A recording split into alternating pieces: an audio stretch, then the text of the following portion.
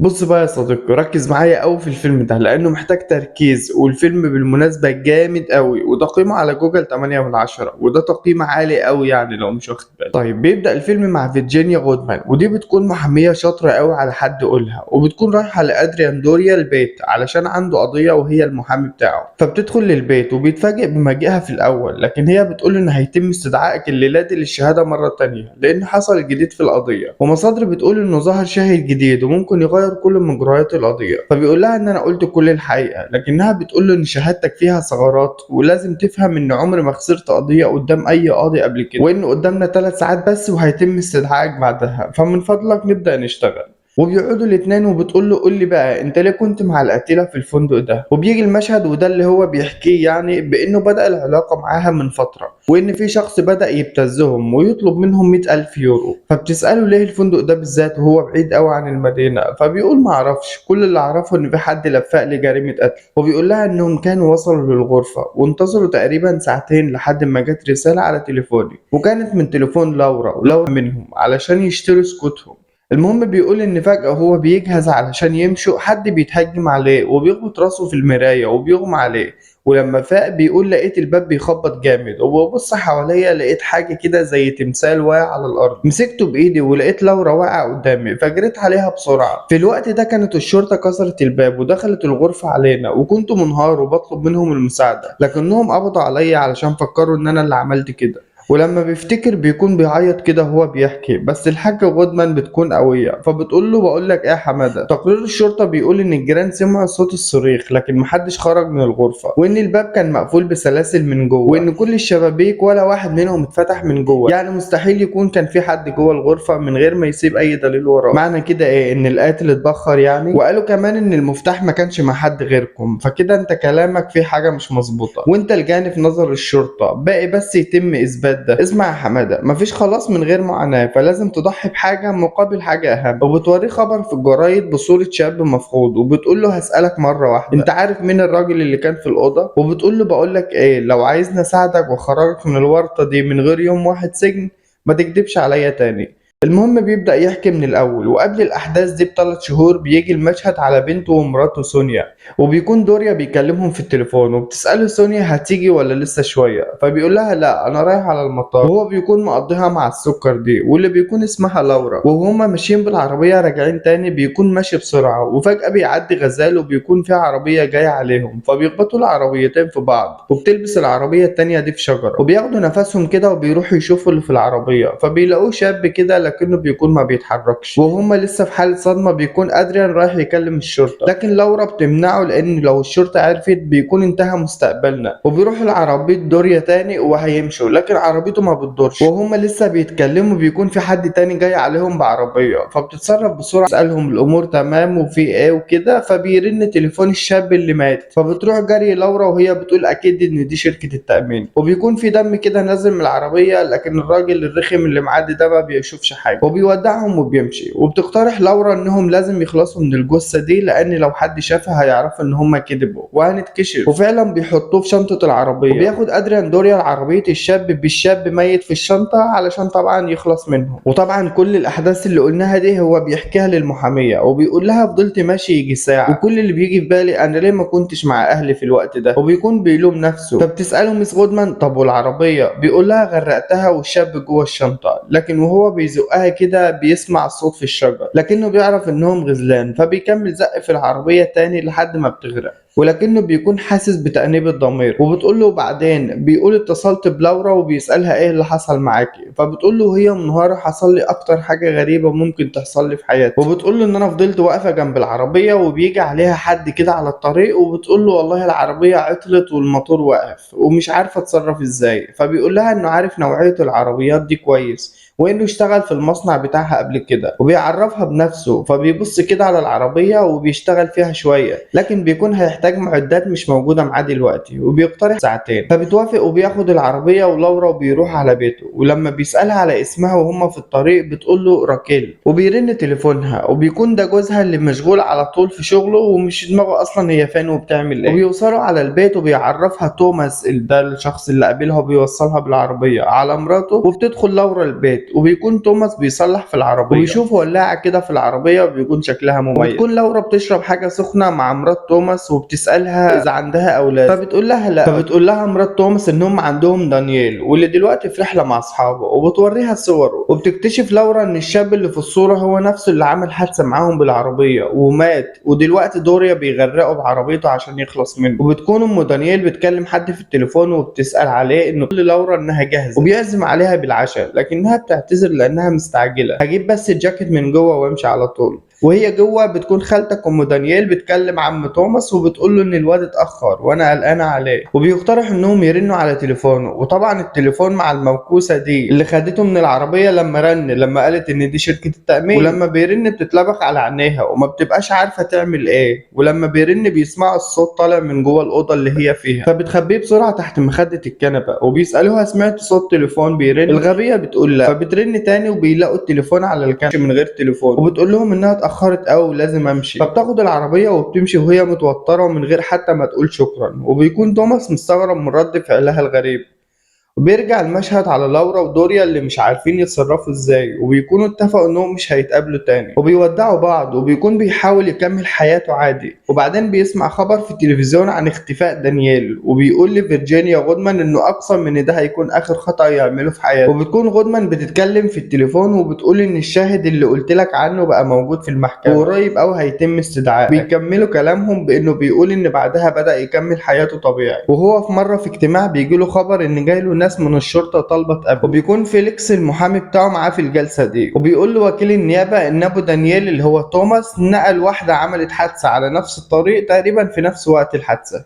وبيكون وصل لصورة تقريبية ليها وبيوري له الصورة وبيقول له تعرفها؟ فبيدافع فيليكس المحامي عنه وبيقول لوكيل النيابة ان موكلي كان في باريس وقت الحادثة. فبيقول له وكيل النيابة ان نوع العربية اللي كانت السيدة دي راكباها هو نفس نوع عربية موكلة. فبيقول له فيليكس المحامي ان عربية موكلي اتسرقت في نهاية الاسبوع ده من موقف عربيات خاص، ومن فضلك مش عايز ازعاج لان موكلي انسان ناجح ووراه مشاغل كتير. بيقف دوريا مع فيليكس المحامي على جنب كده وبيكلموا المحامي بعمق وبيقول له ما دام انت وكلتني يبقى لازم اكون عارف كل التفاصيل. وبعدين بتقول له لورا عملت ايه لما قلت لها ان الشرطه عرفت شكلها وجاري البحث عنها. وبيجي المشهد عليه وهو بيكلم لورا من تليفون عمومي في الشارع، وبتقول له المحاميه ان دي حركه مش ذكيه منه لان الكاميرات بتكون شايفه كل حاجه. المهم بيشوف في الاخبار خبر ان المفقود دانيال اخد 50,000 يورو من المصرف اللي بيشتغل فيه قبل اختفائه، وانه حول فلوس من حسابات العملاء بتوعه. وبيكون بيكلم لورا وبتاخد منه ميعاد وفعلا بيتقابلوا. وبتكون جايبه له محفظه دانيال وبتقول له انها اخدتها من جيبه لما شافته ميت في العربيه على اساس انها ممكن تفيدنا في حاجه. وبتقول له انها استغلت علاقات جوزها ودخلت على موقع الشركه اللي كان شغال فيها دانيال وقدرت تحول لحسابه مبلغ معين من عملاء الشركه. وهو بيحكي الكلام ده للمحاميه وبتقول له انت عايز تفهمني ان عشيقتك كانت خبيره في الحسابات المصرفيه وحاولت تلفق تهمه سرقه للقتيله علشان تبعد التهمه عنه. وبيكون دوريا بيلوم لورا على اللي عملته، ولكن بتقول له لورا ان ده كان الحل الوحيد اللي خرجنا من المشكله دي واننا ما غلطناش في حاجه. فبيختلفوا الاتنين في وجهات نظرهم للموضوع وبتسيبه وبتمشي وهي بتهدده لانه كان بيهددها.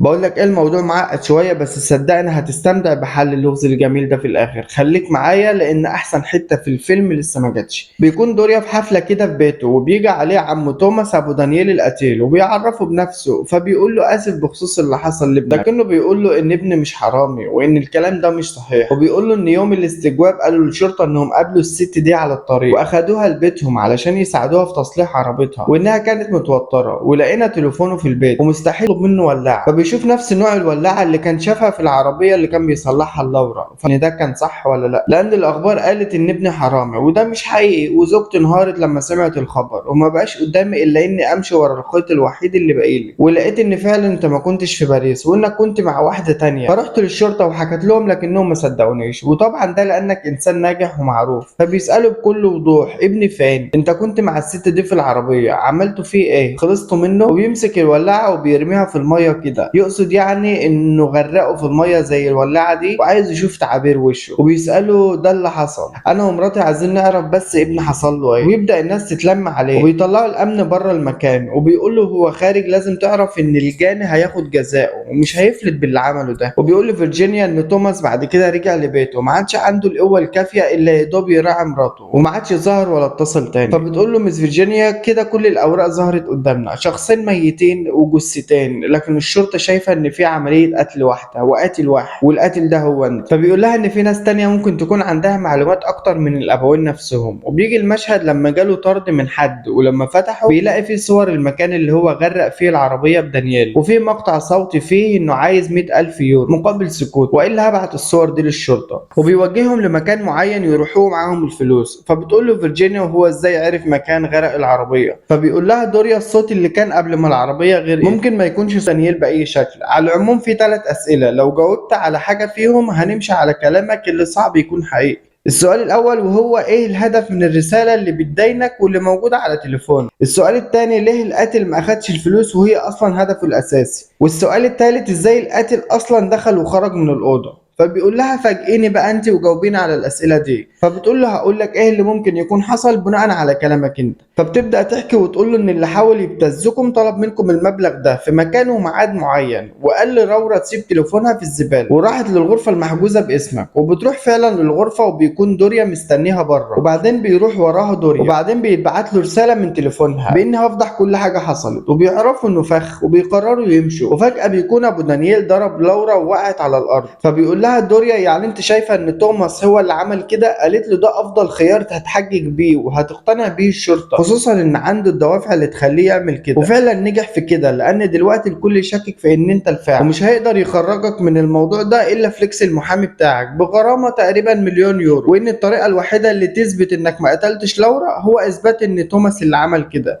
وده معناه انك تعترف باللي عملته في ابنه. فبيقول لها وده هينفعنا بايه لو مش عارفين هو خرج من الاوضه ازاي. فبتقول له ده متوقع على التفاصيل زي ما قلت لك مستر دوريا، لازم تبص دايما للامور بمنظور مختلف. وبتقول له ان توماس عمل لكم فخ بانه اختار الفندق ده بالذات لان زوجته بتشتغل هناك. وبالنسبه لمكان غرق العربيه عرفوا ازاي؟ لان المنطقه اللي كنتم فيها اصلا مليانه بالبحيرات اللي شبه كده، وهو ما عملش حاجه الا انه رمى الطعم وانت اكلته وسلمته لورا بمنتهى الاستسلام. وبيجي المشهد على توماس ومراته هما بيجهزوا الغرفه اللي هو نفسه حاجزها لدوريا ولورا، وبيكونوا مجهزين الشباك وسايبينه مفتوح من جوه عشان يقدر يخرج منه بعد ما يحصل اللي هيحصل. وبعد ما طلعوا للاوضه بعت لكم الرساله وضربك لما اغمى عليك وعمل جريمته كامله وساب الفلوس علشان يلبسك الجريمه كامله، ورجع تليفون لورا للاوضه وتاكد من بصمات ايدك على التمثال اللي ماتت بيه، وقدر يخرج من الشباك اللي كان اصلا مفتوح وراح اي غرفه جنبكم. وبيكون معدي كده جنب الشرطه اللي قدام الغرفه اللي فيها حد دخل او خرج من الشباك، وكانت هي دي كل مهمتها. وفجاه بيجي لفيرجينيا تليفون وبتقول له خلينا نفكر بسرعه، على فرض انك ما كنتش مع لورا في اليوم ده وكل اللي حصل ده من غيرك، وان هي اللي مخططه لكل ده وهي اللي لفقت للشاب قصه الاختلاس علشان تخرج نفسها. احنا كده عايزين نقنع القاضي ان انت كمان كنت احد ضحايا لورا، وان الحاجه الوحيده اللي ناقصه وتكمل النقطه دي هي حاجه تربطها بشكل مباشر بجثه دانييل، وبكده نقدر ندينها لوحدها باختفائه. قول لي فين غرقته هنبلغ الشرطه ببلاغ من مجهول، لكن من غير جثه مفيش جريمه، ومن غير جريمه مش هنقدر نقنع المحكمه ان قتل لورا قضيه انتقام ومش قضيه عشق. فبيقول لها ازاي مش هتكشف عند النيابه اذا كان معاهم الورقه الرابحه لهم والكشف عني، لان السواق اللي قابلنا على الطريق هياكد انه شافني معاها على الطريق. فبتقول له ان فليكس دلوقتي بيحاول يشربوا شاي بالياسمين، وبتقول له ان القاضي ما قابلش حد، انا الفت قصه بناء على اللي انت قلته. فبيقول لها انت بتهزري يا حاج. فبتقول له انت ما قلتش الحقيقه من الاول. فبيقول لها ما كنتش قادر اعرف ازاي خرج من الغرفه، وصعب قوي اكتشف ان مراته بتشتغل في الفندق، كنت بقى مستنيني انا اللي اقول لك. بيقول لها علشان اطمن وانا بحط حياتي في ايدك مس فيرجينيا. فبتعطيه الخريطه وبتطلب منه مكان مغرق العربيه، بيعمل لها علامه على الخريطه وبيبص من الشباك كده وبيقول لها هقولك على حاجه كمان. بيجي المشهد عليه وهو بيزق في العربيه بيحصل تخبيط في صندوق العربيه، ولما بيفتحه بيكون لسه عايش، وبيقسم لها انه كان مفكره مات. ولورا قالت لي ان الشرطه لو عملت تشريح جنائي هيقدروا يوصلوا لي. وبيجي المشهد وهو بيمسك ايده فبتقول له ما تكدبش على نفسك، انت قاتل، وان اللي انت قلته ده بيغير كل حاجه، انت دلوقتي بين ايديا، وان الكلام ده لو وصل للقاضي فانت ضايع. ضايع. بيحذرها وبيقول لها بس انت مش هتعملي كده، وبيبدا يخرج من شعوره وبتقول له ده اللي النيابه بتحاول تعمله، تخرج العرباج اللي جواك علشان تطلع كل اللي عندك. فبيقول لها بس انت مكلفه تطلعيني من ده. فبتقول له انا مش هلوث تاريخي بالقرف ده، ومن دلوقتي هتعمل كل اللي هقول لك عليه. وبتقول له ان الموضوع مش زي ما انت ما حكيت بالظبط، كمان هقول لك ليه. خلينا نعتبر ان الموضوع معكوس وان انت صاحب المبادره، واجبرت لورا على كل اللي حصل، والدليل انها دخلت في حاله اكتئاب وحياتها تقريبا باظت، وان الفرصه كانت قدامك تنقذ الفتى ده لكنك غرقته. ومع ان حياتها باظت وحاسه بالذنب، انت زادت نجاحاتك، فما كانش قدامها الا انها تقول لهم الحقيقه عشان تحاول ترضي ضميرها. وبدات تنفذ خطتها علشان تتلاقى فيهم وتعطيهم الفلوس وتقول لهم فين غرقت ابنهم. ولما لقيت نفسك مزنوق في الموقف ومش قادر تخرج منه، عملت اللي انت عملته وقتلتها. فبيقول لي فيرجينيا ما قتلتهاش وعمري ما هشهد بكده. بتكمل كلامها وبتقول وبدات تلعب اللعبه علشان تلبسها لتوماس، وبيقول لها طيب لو ده كله صح ليه ما بلغش عني توماس؟ بتقول لهم لانهم عارفين انك مش هتعترف على نفسك بقتل ابنهم، وبدون جثه ابنهم مفيش جريمه قتل اصلا، وانك مستعد تعمل اي حاجه عشان تلفق لهم جريمه قتل عشيقتك. وبتقول له تعالى معايا كده، وبتروح عند الشباك وبتقول له شايف الشباك اللي هناك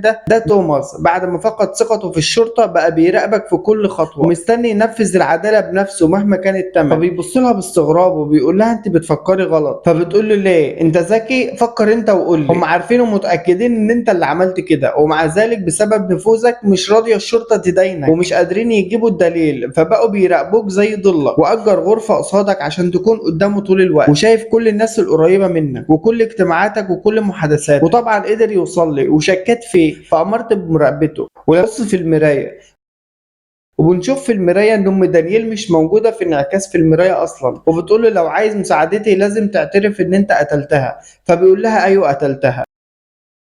وبيرن التليفون وبيكون فيليكس المحامي وبيقول له كلمني لما تتيح لك الفرصه وان المعجزه حصلت. وبيبص لسيا في التحقيق تطلب فيرجينيا منه انها تطلع تفصل ذهنها 10 دقايق وترجع. وبيساله فيليكس الامور مشت ازاي مع فيرجينيا، فبيقول له قلت لها على كل حاجه وكان معاك حق، هي فعلا شاطره قوي. وبتيجي فيرجينيا وهي في الاسانسير وبتكون بتبص بصه انتقام كده، وفجاه التليفون بيعمل صفاره كده وبتكون فيرجينيا خرجت من المكان كله. وبيلاقي دوريا القلم اللي في جيب قميصه وعمل عليه حبر كده، وبيلاقي الورقه اللي كانت بتدون فيها مكتوب فيها شتايم ليه كانت بتكتبها، وباقي المذكره كلها فاضيه. وبيسترجع الكلام اللي قالته، وبيجي المشهد على توماس وهو بيفتح لها الباب، وبيفتح دوريا القلم كده يا معلم، وبتعطي فيرجينيا لتوماس الخريطه اللي عليها مكان العربيه اللي فيها ابنهم دانيال. وبيلاقي دوريا في القلم ميكروفون، وبياخد توماس فيرجينيا في حضنه وهي حزينه، وبتيجي عربيه الشرطه تحت بيت دوريا، وبيبص دوريا من الشباك بيلاقي فيرجينيا واقفه جنب توماس في نفس الشباك اللي كان توماس بيراقبه منه، وبتشيل من وشها كده ماسك وبتكون هي نفسها ام دانيال ومرات توماس ومش فيرجينيا المحاميه اصلا. هو شايف المشهد ده وهو في حاله صدمه ومش مستوعب اللي بيحصل. وبيرن الجرس بيفتح دوريا بيلاقي فيرجينيا المحاميه. جامد هو جامد جدا اقسم بالله انا عارف، بس اعترف ان احنا كمان عملناه باحترافيه. على العموم ده اقل حاجه عندنا، مش عايزين نتكلم عن نفسنا بس. خلاص بقى عشان بتحرج. على العموم هسيب لك 4 افلام تانيين اهو، مختار منهم اللي يعجبك وبادخل على القناه بص لك بس، اكيد هيعجبك فيها حاجات كتير. ما تنساش بقى اللايك الجميل، ويلا في الاخر كالعاده اسم الفيلم هيكون في اول تعليق، وصلى على النبي محمد. سلام.